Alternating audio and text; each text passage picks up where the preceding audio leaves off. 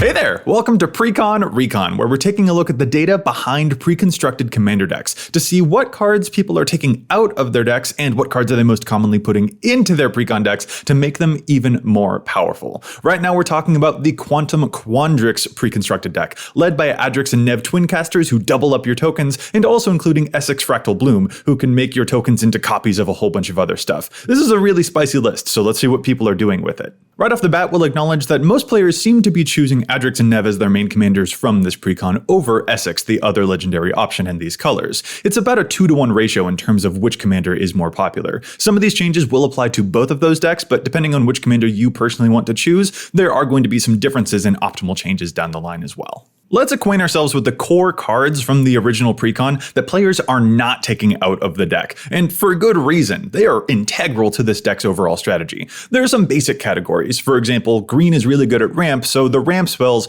are not being taken out of the deck. There are some big expensive cards here that you want to make sure you've got the acceleration to hit. Also, the removal spells in this deck, like Rapid Hybridization or Beast Within, those have really cool extra utility in addition to just being really efficient spells. There might occasionally be a case where we have some lackluster creature on our own side that we want to destroy and make 2 beast tokens for in order to get some extra bump of power. It's unlikely, but it's nice to have that type of utility just baked into really cool cards within the deck. The more important stuff, though, is definitely the token makers themselves and cards that synergize with those tokens. For example, things like Reef Worm, Rampaging Bailots, and even the new Paradox Zone, those are absolutely staying in this type of deck, because those are just cool ways of making interesting tokens that we probably want to double up. Having additional whales, for instance, seems like a cool thing to get from Reform, and having additional bailouts whenever we play lands, that is always going to be really, really excellent. Some of the cards that synergize with token creation, such as the new Curiosity Crafter, are also definitely staying in over 3/4 of the decks that we're seeing from the base precon.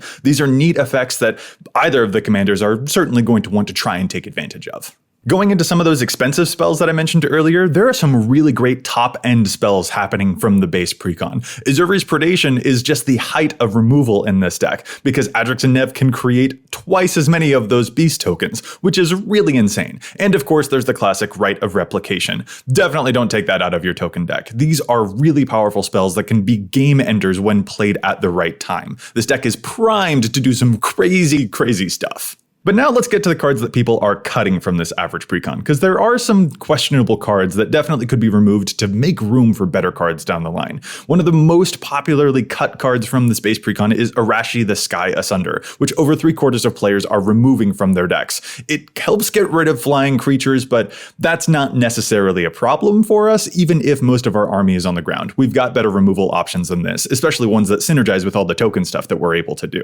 Kaseto Orochi Archmage is another interesting commander that we see from the base precon that a lot of players seem to be cutting, over 70% of them. This is most likely in the base precon to help assist any of those huge fractals that we create, which aren't tramply or evasive. Kaseto can help get them through unblocked, but even then, we could actually just use some other cool tokeny stuff instead, and we don't need to focus on this kind of out-of-place snake.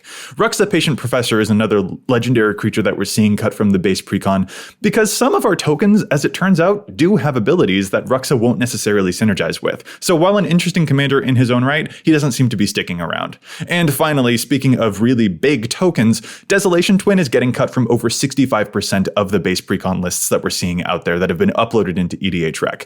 It's a nice big token to make multiple copies of, but 10 mana, that's a lot. When our Azuri's Predations or Rite of Replications are making way more tokens than that already and for less mana, it just stops being as compelling as it could be. Moving on to some of the lower mana value cards from the deck, there are a handful that don't necessarily pull their weight even when they do cost a lot less mana. Primal Empathy is an enchantment that can technically help us draw cards, but it's pretty conditional on whether or not that's going to happen. And the fail state is us getting a +1 counter on a creature. These colors, green and blue, are just so good at drawing cards that we do not need a slow enchantment that is kind of iffy to try and get us some card advantage. We've got way better options than this. Biomathematician is another that we're seeing cut from over half of the deck out there, because while nice to get additional fractals, it's still kind of a low output for 3 mana. There's a lot more that we could be doing at that rate, which we'll see soon with the cards that players are adding to the deck. More than half of players also seem to be cutting the card Geometric Nexus, a 2-mana artifact from the base Precon as well, which collects a whole bunch of counters and can offload into a really big fractal, which does sound really exciting, but I think that this is most likely a card that is just a little bit weary to some players who are not really sure that the time that it takes to create one big token is really worth it. We have a lot of other spells that can create tokens right away and that we don't have to wait a whole bunch of time for. So the delay on this one, and with it costing a total of 8 mana before it actually does anything, does seem to be putting over half of players a little bit ill at ease with it. There's a trio of 3-mana creatures that are also getting cut from half or more of the base Precon decks as well. Hornet's Nest is really exciting if it can make a whole bunch of Hornet tokens, but that is enemy dependent and does require other players to take action against us, so the actual ability for it to create tokens is sort of circumscribed. It's a little bit too defensive compared to what this deck seems to want to do, which is a lot more proactive in its game plan.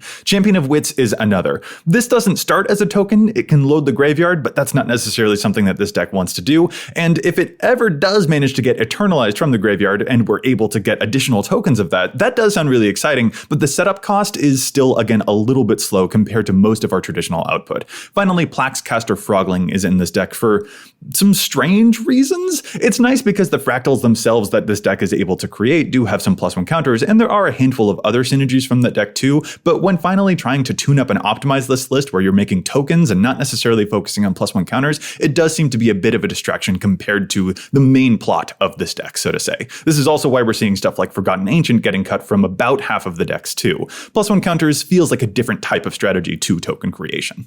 I mentioned earlier that ramp spells aren't going anywhere from this deck, and that's actually, as it turns out, not entirely true. Nissa's Expedition doesn't seem to be staying in most of the decks. Over half of players are cutting this one from their base Precons as well. 5 mana for ramp, even when there is an option to convoke it, that's not really the stage at which we need additional mana advantage. We want our mana acceleration options to happen a lot earlier than that, to make it a bit more efficient and more reliable in the early game when we draw our opening hands. So a 5 mana ramp spell doesn't seem to be really making the cut.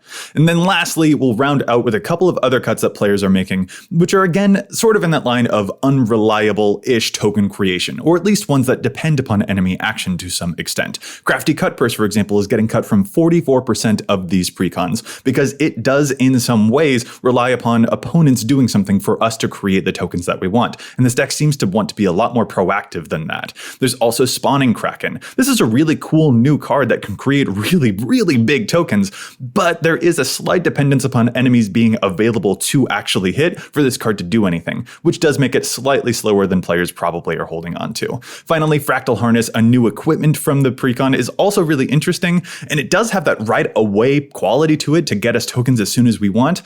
But that is also a lot of mana for us to create just one token, and as we've seen already, we've got some more efficient stuff that we could be doing instead. So let's get to those. What are players adding to this deck? Well, right away we can see that players are really invested in these color specialties of mana acceleration and card advantage. Sakura Tribe Elder, Growth Spiral, and Cultivate are all being added to 22% to 40% of these precons to make them just a bit more exciting right off of the bat when they draw their opening hands and want to get their stuff out there as soon as possible. This is the specialties of green and blue, so of course we're going to see more acceleration, right? It turns out that it's not just about having regular mana ramp though. There are a lot of token creating cards that actually specifically synergize with these land drawing effects. Avenger of Zendikar, for example, is the most popular card that players are adding to this base precon at a rate of 59% so far, and Scoot Swarm is kinda right behind it, being added to 40% of them. These are extraordinary token producers, whether you're playing Essex or you're playing Adrix and Niv. Both of them sound nasty when you're able to create this many additional tokens at such an easy rate. So having more mana advantage that finds you more lands, that sets off so many more of your token producing cards based upon landfall,